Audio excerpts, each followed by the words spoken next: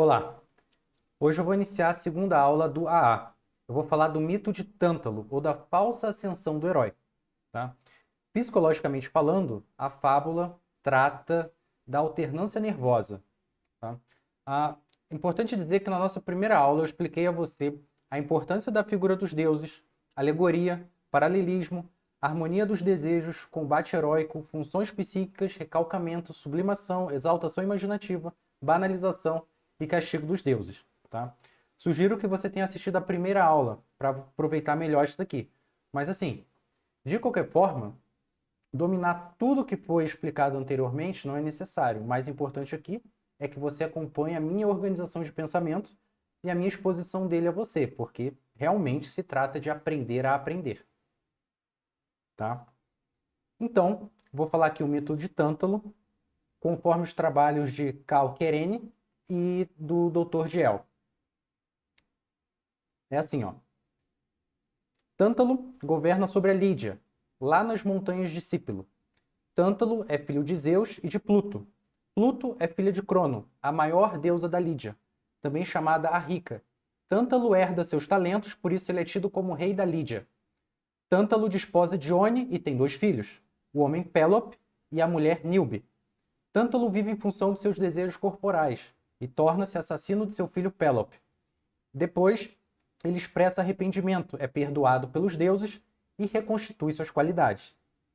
Depois disso, ele próprio escala um Monte Olimpo para chegar ao céu. Ele se torna o convidado dos deuses. Os deuses servem-lhe um banquete, alimentando-o com néctar e ambrosia. Depois, Tântalo convida os deuses para sua casa. Ele toma o corpo do filho, corta-o em pedaços e lança-os num caldeirão. À mesa, ele substitui os alimentos do banquete e oferece aos deuses os pedaços de seu filho morto, Pélope. Os deuses percebem o sacrilégio e não comem Pélope. Exceção se faz à deusa Deméter, que lhe come um dos ombros e fica horrorizada. A grande deusa Réa, com autorização de Zeus, reúne novamente os pedaços do rapaz e o traz de volta à vida. Tântalo é punido, sendo expulso do Monte Olimpo, vai habitar nas profundezas do mundo subterrâneo, o Tártaro. Tá? Agora, vou continuar a leitura a partir da Odisseia de Homero, tá? A tradução aqui que eu estou usando foi editada em 2015 pela editora Nova Fronteira. No canto 11, eu vou ler 11 versos, do 582, inclusive, até o 592. Vi também Tântalo, e o modo por que ele, com pena indizível, num lago estava metido, com água a bater-lhe no queixo. Sede sofria, mas era impossível jamais minorá-la, pois quantas vezes o velho tentava beber e abaixava-se, era toda a água absorvida, escoando-se. Negro surgia-lhe dos pés à volta o terreno, que sempre um demônio secava. Árvores altas com frutos vergavam-lhe sobre a cabeça. Eram pereiras, romeiras, macieiras de frutos opimos, mais oliveiras viçosas e figos de gosto agradável. Mas quantas vezes o velho tentava com a mão alcançá-las, o vento forte as tocava para o alto, até as nuvens sombrias. Tá? Então esse aqui foi o mito de Tântalo. Veja, aqui no poema, quando fala assim, macieiras de frutos opimos, quer dizer muitos frutos. Oliveiras viçosas, tá? Oliveiras lindas, tá? Então assim, se eu só tivesse lido para você o mito de Tântalo e pedisse para você explicar isso a alguém, você conseguiria? Esse é o primeiro ponto. Depois você vai perceber o seguinte: os mitos, e todos eles são assim, até o próprio mito cristão, eles são sempre muito resumidos, tá? Mas eles encerram grande verdade. Então, assim, o que eu vou fazer aqui agora? Eu vou dar as explicações aqui de todo o símbolo do mito, ou seja, do seu alcance psicológico. Depois a gente vai estabelecer os paralelismos conforme eu expliquei necessidades na aula anterior. Né? Paralelismo é assim, quando você usa ideias de várias fontes, coloca-as lado a lado para formar um pensamento. Isso é necessário para você conseguir compor algumas cenas, lembra? Para você exercer o desenvolvimento do seu imaginário, tá? Sem algumas figuras, e o paralelismo é uma delas, isso se torna impossível. Tá? Então vamos lá. Curiosidade. Filho de Tântalo se chama Pélope, tá? Então, tem aquela península, né, na Grécia, chamada Peloponeso. Peloponeso significa ilha de Pélope, né? Mas é a península onde, antigamente, teve a guerra de Esparta com Atenas, né? A Esparta, que a gente já ouviu falar, ela fica naquela região da ilha do Peloponeso. Só uma curiosidade. Né? Mas assim, as montanhas de Cipro, elas existem, elas estão na atual parte asiática da Turquia. E por que eu estou falando isso? Porque quando a gente ouve uma história da mitologia grega, às vezes a gente pensa que se situa na atual região da Grécia. Não, não é. Né? Muito importante no nosso processo de aprendizado a gente fazer algumas relações. Às vezes, essas relações vão ajudar a gente na história. Às vezes não vão servir para um conhecimento futuro. Mas só para situar que as montanhas existem, tá? As montanhas de Cipro. Então vamos lá. Quando fala que Tântalo morava nas montanhas, veja, ele já tinha uma posição privilegiada acima dos homens, ou seja, ele já estava mais próximo do céu, portanto, mais próximo da verdade. Também é possível pensar que por estar mais próximo da verdade, também existe a maior tentação à vaidade, ao erro. Né? E é importante dizer que Tântalo herda os talentos da mãe Pluto, né? E talento, na época, era a moeda de ouro mais pesada, tá? Então, ele é um rei e ele quer ser perfeito, ele quer muito isso. De maneira que ele se coloca num estado, que nós já definimos, de exaltação imaginativa, tá? Por assim dizer, ele vai às nuvens e pensa estar acima de todos os homens em grandeza de espírito, né? O assassinato do filho Pélope é isto. O filho morto oferecido como se fosse algo maravilhoso aos deuses simboliza o acobertamento do crime ou, em palavras da psicologia, recalcamento da culpa. Né? Vamos lá, agora. Pergunta. O que os deuses oferecem a Tântalo? Né? Os deuses oferecem a Tântalo néctar e ambrosia. Tá? Néctar, ele representa a verdade ou processo de espiritualização, enquanto a ambrosia representa o amor ou a felicidade plena. Né? Então, é a própria sublimação. Tântalo, em estado de exaltação imaginativa, quer se nivelar com os anfitriões. Ele convida os deuses para sua casa. Né? Pélope, seu filho morto oferecido aos deuses, é símbolo da sua própria perversão que ele passa a considerar sublime. Tá? Há uma inversão. Então, assim, essa é a figura da própria banalização, lembre? É um processo oposto, sucessivo e complementar à exaltação imaginativa. Né? Aí eu vou ler aqui um trecho. Né? Nesse trecho aparece o termo assim, ó, simulacro verossímil de inocência, que significa o arranjo de pensamentos, verossímil porque eles fazem sentido e parecem a pura verdade à pessoa que vive nervosa. Tá? O trecho aqui é de aula do professor Olavo de Carvalho, abre aspas. Vemos que a neurose do idealista exaltado tem sua origem na soberba, pois o ego, ao identificar-se com a imagem do ideal, atribui a si mesmo, atual e efetivamente, qualidades que só lhe pertencem de modo virtual e por espelismo. É uma forma de autolatria. Quando os teólogos dizem que a soberba é a raiz de todos os pecados, é isto o que eles têm em vista. O idealista exaltado corrompe o bem na sua própria raiz, corrompe-o na medida em que tem por ele um amor egoísta. Santo Agostinho diz que todos os vícios se apegam ao mal para que se realize. Só a soberba se apega ao bem, para que pereça. A passagem da exaltação à banalização perfaz então a mudança, acarretando uma inversão total de valores, instalando o mal no lugar do bem. Na exaltação, os valores reais ainda são afirmados, mas como uma localização falseada. Na banalização, a negação dos valores é afirmada ela mesma como valor. A banalização é o momento mais grave do processo corruptivo. É claro que a alma doente só consegue operar esta transformação na medida em que não conscientiza todos os passos do processo e todas as implicações de seus atos e decisões. mas se enreda numa trama de racionalizações e sofismas, destinada a erguer ante seus próprios olhos um simulacro verossímil de inocência, no instante mesmo em que, traindo a vocação humana, trai o sentido da vida, fecha aspas. Tá? Então é isso. Na exaltação, a pessoa ela percebe o erro, esse erro tem até uma função diretiva, mas ela ainda sabe que é errado. Na banalização, não, ela inverte. Ela pega todo o erro, ela coloca no lugar da verdade. Aquele erro para ela joga para o inconsciente, de maneira que ela passa a viver realmente em função da escuridão, das trevas, onde não há verdade, portanto não pode haver amor, felicidade. Tá? Aí tem aqui, ó. Então, Pélope, filho de Tântalo, sendo oferecido aos deuses, tem esse significado, né? Pélope é de carne, então representa os desejos corporais ou terrestres. Mas aí dá para fazer uma pergunta aqui. Mas o pai, ele não ama o filho? Né?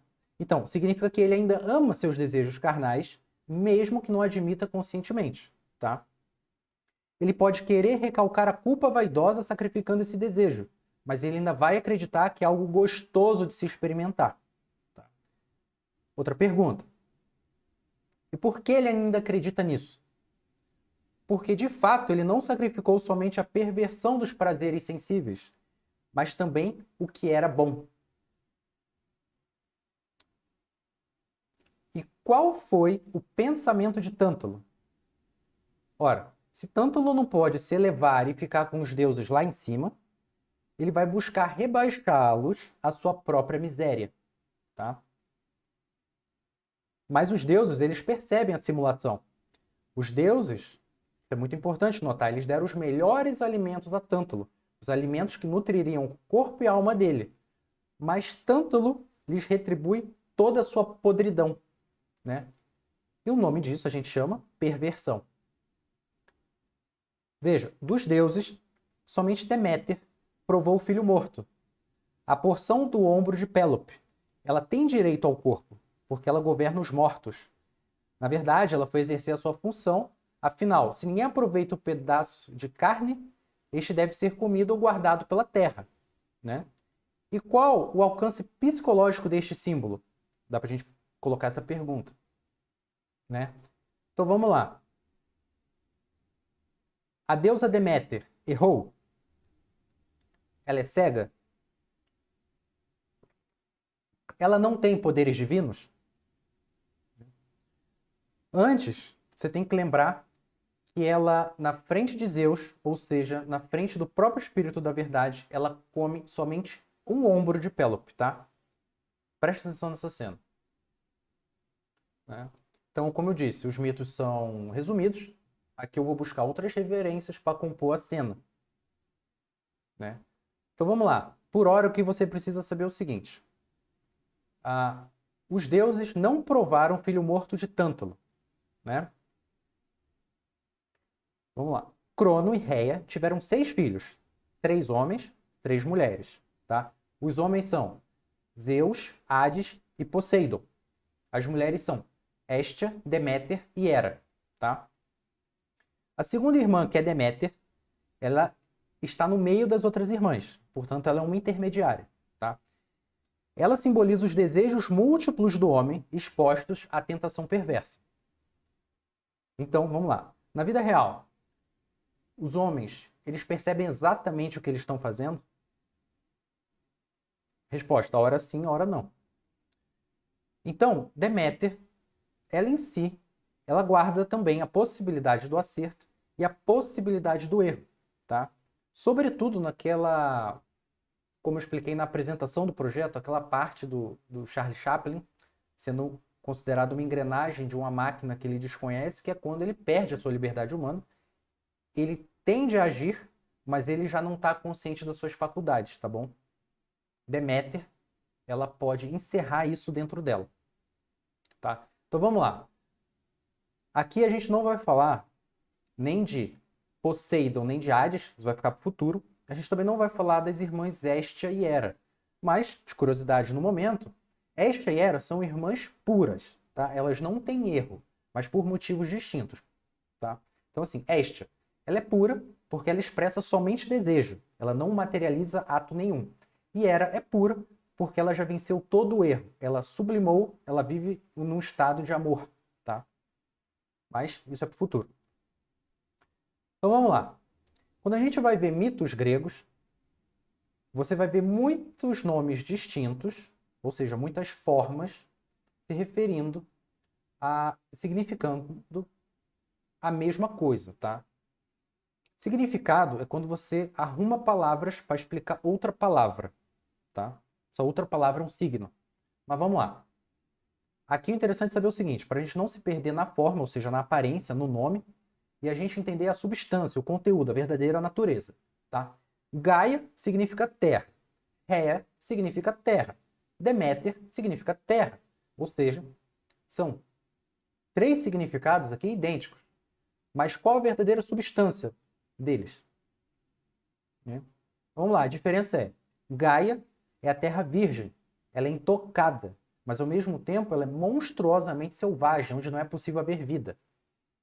Rhea é a terra que está cheia de vida animal, ou seja, Rhea representa a força da vida, tá? A própria vitalidade. E o que vai nos interessar aqui hoje é Deméter. Vamos lá. Deméter é filha de Crono e, portanto, também é irmã de Zeus. Deméter se torna a quarta esposa de Zeus. Deméter é a deusa que oferece os frutos da terra ao homem, ensinando-lhes a agricultura, e também é ela quem guarda os cadáveres. Deméter é a força da terra fértil, que dá aos homens os dons da vida através dos frutos que eles colhem da terra escura. Essa mesma terra escura onde os mortos habitam e onde está contida, portanto, a capacidade de alimentar, ou seja, de nutrir a vida do homem. Tá? Então, uma composição aqui de cena que eu trago, que é de outra fábula, não está no mito de Tântalo, mas fica implícito, é o seguinte. Deméter, ela estava de luto devido à morte da filha Perséfone, que simboliza os desejos terrestres. Mas veja, Perséfone significa o desejo que fora recalcado. Tá? Então, Deméter, ela não errou em sentido estrito, porque ao se alimentar de Pélope, ela estava naquele momento privada de desejo. Tá? Lembra do filme do Chaplin? Ela apenas, né, ao se alimentar de Pélope, apenas exerceu o seu direito. Em via de regra, quando a deusa Deméter come, ela oferece satisfação dos desejos justificáveis diante do espírito. E não importa se a terra percebe ou não isso, pois na prática, ela só vai retornar algum fruto se houver algo com potencial de vida. Do contrário, a coisa lançada na terra ficará no subterrâneo mesmo, tá? O que significa que ela estava cega, ou seja, ela estava provisoriamente privada de sua liberdade de escolha, né? Porque Perséfone, a sua filha, ela só vai reviver em outra fábula. Perséfone realmente volta à vida, tá? Ou seja, a possibilidade de Deméter exercer desejo vai voltar depois. Tá? Mas agora não, ela está sem o desejo, né? Ela só está agindo conforme sua justiça, ou seja, seguindo a lei. Mas mesmo assim, Deméter continua a exercer sua função, né? Então, assim, ó, ela podia distinguir? Sim, ela podia distinguir. Mas mesmo que distinguisse, não faria diferença, porque ela ia ter de agir sem a possibilidade de escolha, né? E como estava privada de seu desejo, ela tinha de fato de continuar a exercer a sua própria natureza, como eu disse antes, a sua função. Porque o poder da deusa Deméter, o poder da terra, é de dar vida mesmo que não perceba. Ela pode, inclusive, reproduzir colheitas ruins, tá? Dá para trazer aqui o exemplo da nossa vida real, que é o seguinte. Quando os casais eles se relacionam, é da natureza deles que bebês nasçam. Isso acontece com vacas, cães, seres humanos, aves, etc. Ou seja, pode haver reprodução mesmo sem haver o pensamento. É indiferente. Então vamos lá. Pergunta: quando alguma coisa é enterrada, qual a diferença entre isto representar a vida ou a morte? Ora, sabendo-se que em nossas vidas há tentações que nos consomem, o que distingue entre vida e morte daquilo que é enterrado é precisamente o trabalho do homem. Deméter é a senhora das forças do mundo subterrâneo, garantidora das trocas de força entre vivos e mortos, tá? Entre o mundo visível e invisível. Dá para fazer pergunta. Voltando, né? Já tinha sido feito anteriormente. Que símbolo tem isso? Né? Ou seja, de outro modo, qual seu alcance psicológico, que é o que nos interessa aqui? O símbolo de Deméter são os desejos terrestres justificados, dado o esforço do intelecto, que é a consciência, sendo conduzida para a finalidade da vida pelo espírito, que é a função psíquica supraconsciente. Mas o que a fábula nos diz? Ela diz o seguinte: quando Deméter come, ela fica horrorizada. Quer dizer, um único pedaço já é suficiente para ela reconhecer que aquilo é insuportável, tá? Mesmo que ela não tenha desejo, ela tem a capacidade de reação, tá? Isso também acontece com qualquer ser humano. E Zeus, que é a luz da verdade, revela a farsa a todos. Réia, isto é, a força da vida, traz novamente Pélope do mundo dos mortos, restituindo-lhe todas as partes, né? Então, todos os membros do rapaz voltam a ser o que era, tá? Com exceção que ele vai nascer com o ombro de ouro, tá? Isso tem outra implicação para outro momento. Mas a gente tem que lembrar aqui que o ombro, o que é o ombro? Ele significa uma parte intermediária entre tórax, que representa a coragem, né? E olhos, que representa a verdade que entra na alma, né? Então, o ombro, ele simboliza aquilo que você faz com seu potencial. A gente pode pensar aqui, ilustrativamente, né, no desenho de uma balança. Se essa balança ela estiver um pouquinho desequilibrada, isso pode ser muito ruim para a sua vida, né? E Pélope ele foi lançado num caldeirão, né? A gente tem que se colocar essa pergunta e ir atrás da resposta. O que é o caldeirão? O caldeirão é onde se mistura elementos ou, com outras palavras, vários desejos, de maneira que eles fiquem confundidos. E provar um ombro é mais que suficiente para Deus a saber, como foi dito, se isso é suportável ou não, tá? Tanto que ela vomita. Depois disso, Tântalo é lançado ao Tártaro, o pior inferno, né? Ou seja, todo recalcamento de desejo exaltado e culpado sofre castigo. Tá? Essa é a mensagem. Agora vamos a explicações mais aprofundadas. Tá? Então vamos lá. Curiosidade. Todo grego, quando ele morre, ele vai para o inferno. Não existe em mitos gregos o ideal da santidade.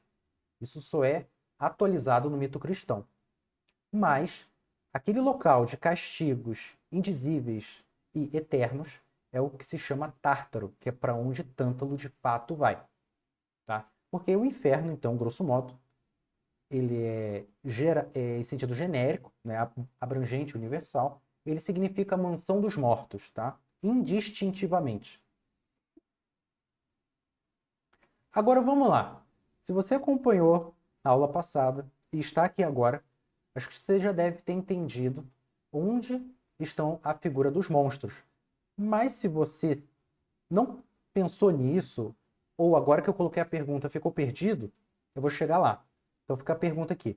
Onde estão os monstros do mito de Tântalo? Né? Então, assim, agora eu vou ler aqui uma passagem da exposição do professor Olavo de Carvalho. Ele vai dizer assim, abre aspas. A consciência da nossa pequenez é miséria diante do Altíssimo. É um elemento central na estrutura da consciência e a chave de todo o senso das proporções. Reprimida, sufocada e jogada para o inconsciente, ela volta a aflorar em versão invertida e diabólica, sob a forma de terríveis culpas imaginárias e de ódio a nós mesmos, aos nossos semelhantes e a Deus. Esse é o fenômeno essencial da consciência moderna. Fecha aspas. Tá? Então, prosseguindo, fazer aqui um paralelismo, né, com a primeira carta de São Paulo aos Coríntios, né, capítulo 3, versículo 6, vai dizer o seguinte, abre aspas. Eu plantei, Apolo regou, mas Deus é que deu o crescimento. Fecha aspas. Significa que para obter os frutos que vão nutrir a sua vida, não basta as melhores intenções e os melhores esforços, mas é preciso ter a assistência de Deus. Note que o rei Tântalo, ele se arrepende. Mesmo que isso tenha sido falso, à primeira vista, ele é conduzido à exaltação doentia do espírito, que o faz subir demais, né? É a ascensão do herói. Mas como é falsa, depois ele vem a cair definitivamente, né? Lembra? A gente havia comentado o castigo dos deuses, que é o esquecimento do apelo evolutivo do espírito, né? Pois quem conduz o homem em suas ações é o intelecto exaltado. O intelecto exaltado, por definição, ele fecha o acesso ao espírito de verdade, né? Ele age sem a iluminação. Então, o mito de Tântalo expressa o castigo dos deuses pelo tormento angustiado de todos os graus de desvio, né? Todos os graus de nervosismo, que não podem satisfazer o espírito, ou seja, em outras palavras, ele não consegue satisfazer o mistério da vida. Então, a finalidade humana é a contemplação da verdade até atingir o ponto do amor sublime. Então, assim, fica pra gente a lição que você não pode subir muito em estado de exaltação doentia, né? Você pensando que é perfeito. Você precisa descer, satisfazer o seu corpo, né? Por exemplo, você precisa se alimentar, você precisa descansar, você precisa trabalhar, você precisa estudar e reproduzir, né, a, a própria vida sua, né? Então, assim, resumindo, é errado pensar que a vida já está ganha, pois vida implica em combate, que é o verdadeiro combate heróico, né? De você encarar as perversões, purificar as intenções para obter os melhores resultados e guiar sua descendência de geração em geração ao longo do tempo. Dá para fazer o paralelismo com o filme de Sylvester Stallone, onde o Rocky Balboa diz, né? Só acaba quando termina. Ou, dito de outro modo, né? Enquanto a vida não terminar, ela não está acabada. Trata-se de combater continuamente. E agora a gente retorna à pergunta que eu fiz. Onde estão os monstros do mito de Tântalo? Embora as figuras elas não sejam claras, o monstro ele se apresenta sob a forma de imaginação perversa, que a gente pode chamar aqui de vaidade, né? Esse é o verdadeiro monstro. A vaidade ela pode ser definida como a imaginação exaltada em relação a si mesmo, quando você tem uma autoimagem de si totalmente falseada e você se ancora nela para realizar a sua vida, que é aquilo que a gente chamou de banalização. Veja, na fábula do rei Tântalo, deuses alimentam-se de espírito, ou seja, a reunião das qualidades, né, o somatório, do que é superior na alma.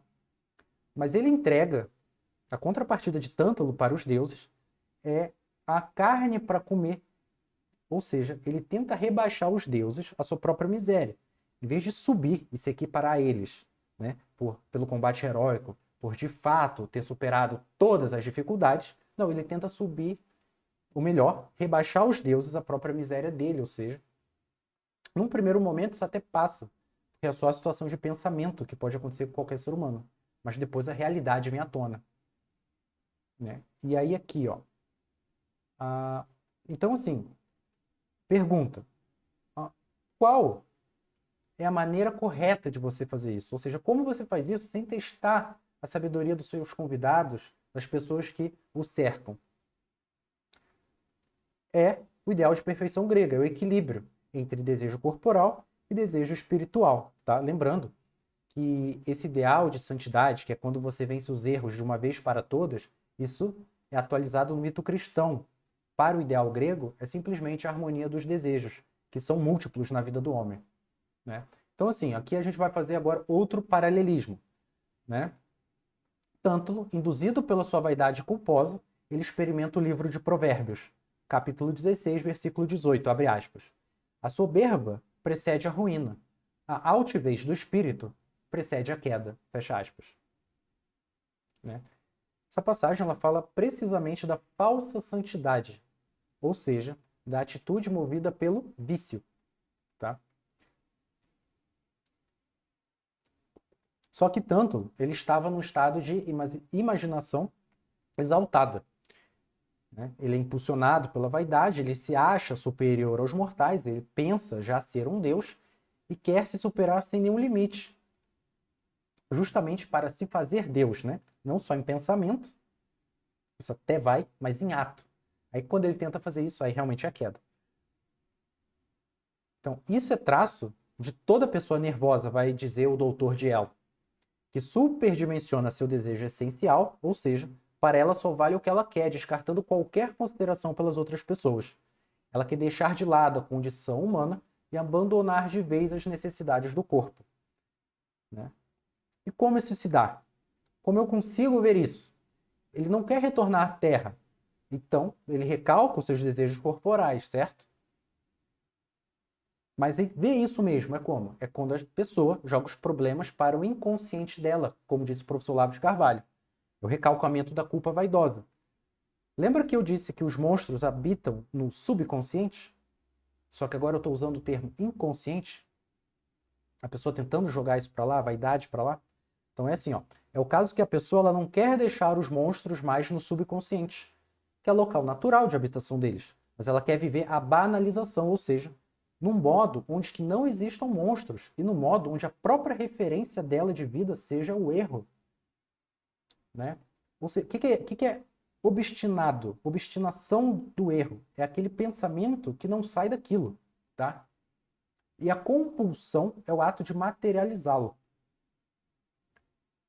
Né? E do que tratam os mitos?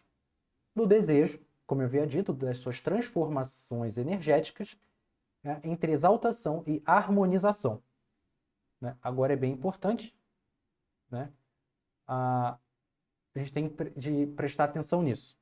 Né? Você até pode tentar jogar o monstro para o inconsciente, ou seja, expulsar da consciência. Mas olha, o que você nunca vai conseguir fazer, mesmo que você tente, você nunca vai poder expulsar o monstro da existência, tá? Uma hora ele vai voltar, tá? Então assim, trazendo para a nossa vida real, o ideal da vida. Então, o ideal, como dito na primeira aula, é unir o sentido da vida e saber o esforço exigido para realizá-lo. Quando você olha para o futuro, o ideal dá a você um poder de coordenar as ações. Por outro lado, quando você olha o passado, o ideal dá a você um poder de cura da alma. Tá? Então, assim, dá para colocar a pergunta. É errado a pessoa querer os desejos mais elevados? Claro que não.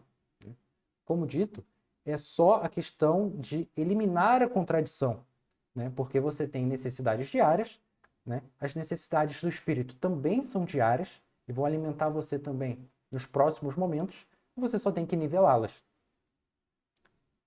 Né? Então, assim, Tântalo, no caso, ele apenas imaginou que os desejos corporais tivessem sido sublimados. Lembra? Apagado da memória, obliterado de uma vez para todas. Mas não foram, né? Porque se tivesse sido o mesmo, já não teriam a força exaltativa. Não haveria monstruosidade. Ou a perversão das intenções. Deformação do espírito. Então vamos voltar lá. Como é a morte de Pélope? Né?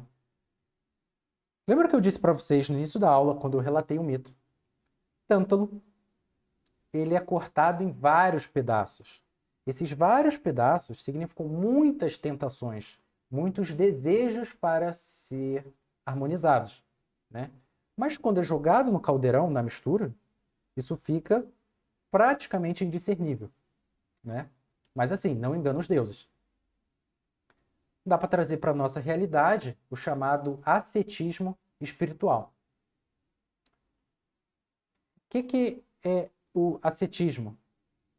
É quando a pessoa ela quer enganar, enganar o seu próprio espírito, né? Deixando de se satisfazer fisicamente, mas de uma forma totalmente falsa, né? Então, assim, essas várias partes de Pélope cortadas, né? O corpo do rapaz desmembrado, jogado no caldeirão, significa isso.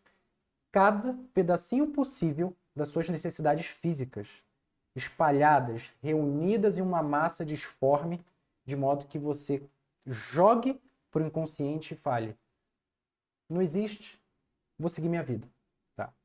Claro que isso é absolutamente falso. Mas não é porque é falso que não pode ser tentado e levar à miséria humana, né? A várias crises, né? Destruir famílias e por aí vai. Então, assim, quando você quer vencer um vício, primeiro, nunca é o caso de você eliminá-lo da sua vida de uma vez só. Não é que não exista, tá? Existe gente que faz isso, mas isso é dificílimo. Porque para a pessoa fazer isso com sucesso, você pode ter certeza que antes ela já venceu esse vício na imaginação dela. Então, assim, você tem que. Se você comete um vício todos os dias, por exemplo, o vício da mentira. Então, se você mente 7 dias por semana, sei lá, você reduz para 4, 3 vezes na semana. Com o tempo, você vai conseguindo se livrar dele, mas só se vence aquilo que se substitui. Então, você tem que imaginar algo melhor e praticar algo melhor. Aí essa mentira vai sendo substituída por algo. Porque só tirar ela de uma vez da sua vida, assim, ou vai fazer depois você vir a mentir mais, porque você vai estar mais fraco, dada a sobretensão energética de antes, né, devido à contradição, ou vai fazer você ainda arranjar outro vício, a gula ou outra coisa, tá? Aqui a gente pode fazer o paralelismo com o patriarca Abraão, né? Quando Deus põe a confiança dele à prova e pede que ele ofereça o seu filho Isaque em sacrifício, né? Tem aquela passagem do livro de Gênesis, capítulo 22, versículo 12, abre aspas. E o anjo disse-lhe: Não estendas a tua mão sobre o menino, nem lhe faças mal algum. Agora conheci que temes a Deus, não perdoaste a teu filho único por amor de mim. Fecha aspas. Tá. Ou seja, o que o anjo disse aqui? Ele revelou a Abraão que o único sacrifício realmente válido é purificar a alma de toda exaltação. Só que, na verdade, a gente sabe que o sacrifício perfeito oferecido pelo homem a Deus, ele é o sacrifício de nosso Senhor Jesus Cristo. Conforme a passagem do Evangelho, aquela parte que São João Batista, ele diz assim: Eis o Cordeiro de Deus, eis o que tira o pecado do mundo. E aqui é importante a gente fazer outro paralelismo, que é o seguinte: porque nosso Senhor Jesus Cristo é o Cordeiro de Deus, ou seja, porque ele de fato é a vítima sacrificial perfeita. Porque veja, Deus é infinitamente bom, então qualquer pecado que o homem cometa é infinitamente mal. E aí como é que você vai reparar isso? Como é que você vai reparar os crimes de todo o gênero humano? Certo? Então assim, ó, nenhuma criatura poderia fazer isso. Por isso Deus envia seu Filho para a vitória contra o pecado. Pois nosso Senhor Jesus Cristo é Deus e é Filho de Deus, né?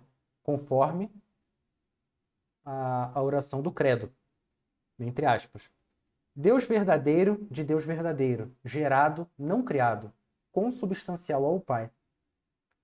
Ou seja, o Filho ele foi gerado do Pai e tem a mesma substância dele, isto é, a mesma natureza. Né? Aí esclareceu Santo Afonso de Ligório, doutor da Igreja, o seguinte: na Santíssima Trindade você tem o Pai, o Filho e o Espírito Santo. Né? Você tem 3 pessoas que compartilham a mesma natureza.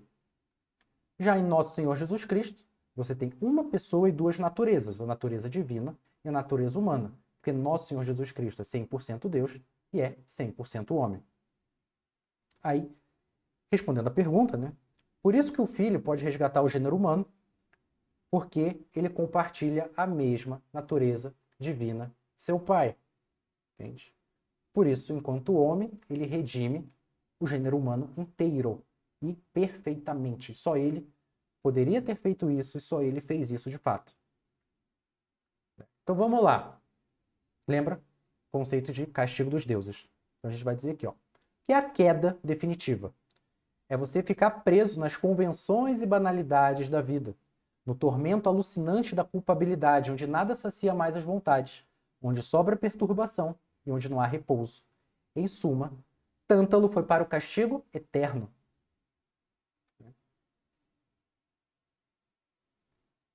Aqui é interessante, cabe outro paralelismo.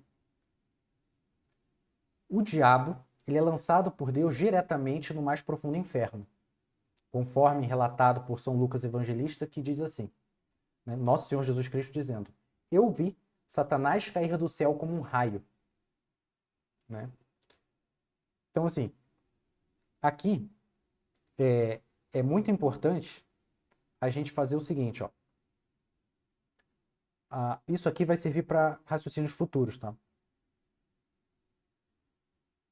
Homens, eles podem se arrepender de seus pecados porque eles possuem ignorâncias. Anjos não possuem ignorâncias, então quando um anjo erra, ele erra definitivamente. Portanto, quando o diabo tomou sua decisão, ele o fez em caráter absoluto e definitivo e foi irrevogavelmente punido. Tá? Uma outra coisa que a gente tem que ter em mente aqui é o seguinte, um termo chamado utilitarismo. Tá? O que é o problema do intelecto utilitário? É a rejeição do apelo do espírito para a verdade e a busca única da satisfação das necessidades corporais. É um termo que você vê muito em economia, tá? O utilitarismo. Então, por um utilitário é uma pessoa cínica, ignorante, ele vai atribuir preço a qualquer coisa, inclusive a vida humana, tá? Então, uma pessoa para esse tipo de gente que tem mais dinheiro, pode vir a ter um preço maior. Uma pessoa que não tem dinheiro, um preço menor, você faz uma equação, determinado preço, você dá uma linha de corte e, sei lá, essas pessoas você mata, tira da vida humana mesmo, tá? Então, isso aqui já era identificado na mitologia grega, tá? Ou seja, a recusa à verdade, tá bom? Porque assim, ó, a verdade ela vem de Deus inteligente, é o homem capaz de reconhecê-la, tá bom? Então, vocês lembram lá no início, eu fiz a leitura do poema da Odisseia, certo? Aqueles 11 versos narrados por Homero. Então, agora, a gente vai comentar assim. Então, vamos lá. Quando Tântalo erguia a mão para pegar frutos maravilhosos, tá? Vinha um vento e afastava os frutos. E quando ele se abaixava para beber água, né, vinha aquela terra preta e consumia tudo. O que significa isso em termos psicológicos? Trazendo aqui para a nossa vida. Entenda, isso é uma imagem da alucinação, tá bom? É um grau de loucura.